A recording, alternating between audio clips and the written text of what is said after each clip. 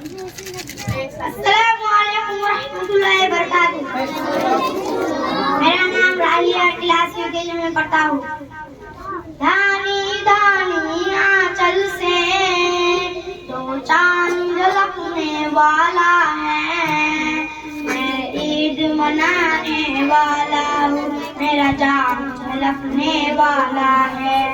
मैं छोड़ के गुलशन क्यों जाऊँ, मुझे इतना बता दे ऐ मौला।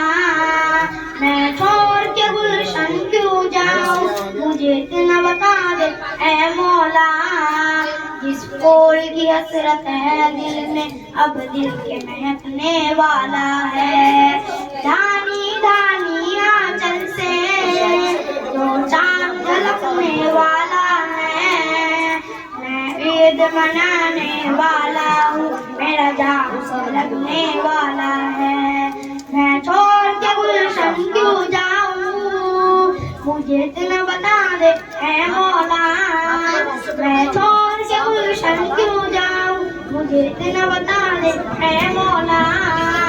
इस फूल की हसरत है दिल में, अब दिल में महकने वाला है। सलाम। वालेकुम सलाम व रहमतुल्लाहि व बरकातुहू।